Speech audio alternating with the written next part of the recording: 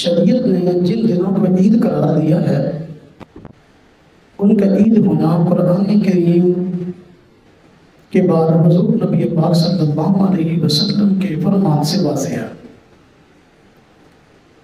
اور آپ صلی اللہ علیہ وسلم نے جن دنوں کو عید قرار دیا ہے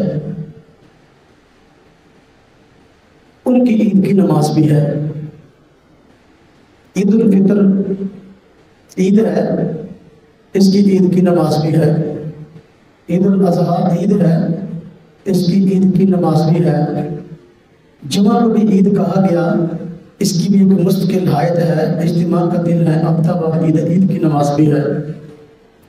اگر بھی ربیع الاول کا مہینہ اور آپ صلی اللہ علیہ وسلم کا یوم پیدائش یہ بھی عید ہوتا تو اس کی بھی عید کی نماز ہوتی، تو اس کی عید کی نماز نہیں، نہ آپ صلی اللہ علیہ وسلم نے پڑھی، نہ صحابہ کو پڑھنے کا حکم دیا، نہ اسلاف نے پڑھی۔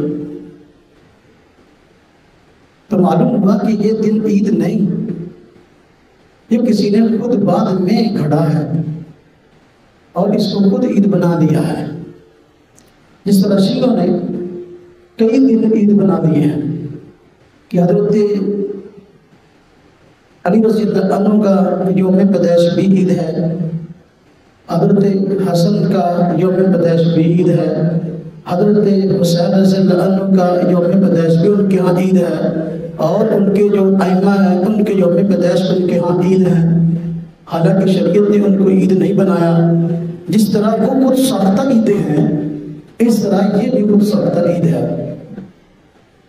آپ یہ بات جانتے ہیں کہ شریعت قرآن اور سنت کا نام ہے، اور اس کو سمجھانے کے لیے جو علوم ہیں وہ فقہ کے ساتھ حدیث کے ساتھ حدیث کی تشریح یا تفسیر کی کتابیں ہیں۔ تو آپ دیکھ لیں کہ فقہ حنفی یہ بھی ہمارے یہاں رائج ہے، جو لوگ 12 ربیع الاول کو عید بناتے ہیں تو فقہ حنفی کی کتابوں میں اگر کہیں اس کو عید کہا گیا ہے تو بتا دیں۔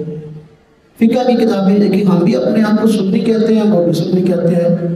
تو سنی تو وہ ہوتا ہے جو کہ سنت کو ماننے والا ہو، اور سنت کو امر اس کو آپ صلی اللہ علیہ وسلم نے صحابہ کرام نے کیا اور اس کو کرنے کی ترغیب دی، یہاں تک کہ ہم تک پھیلا اور پہنچا، ہم نے بھی اس پر عمل کیا، جبکہ ماضی میں ایسا ہوا ہی نہیں، یہ بعد کی ایجاد ہے۔ اور ہم اسی طرح اپنے آپ کو حنفی بھی کہتے ہیں۔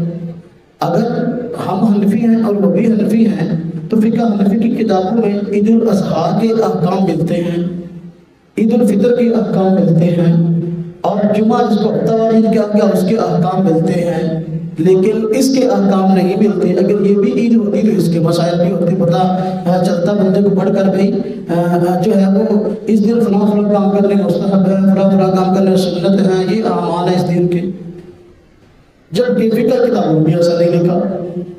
ہمارا وہاں کسی کی حقیقت نہیں ہے، یہ خود بنائی گئی، اور اس کا حضور نبی صلی اللہ علیہ وسلم کی سنت سے فقہ حنفی میں کوئی تعلق نہیں ہے۔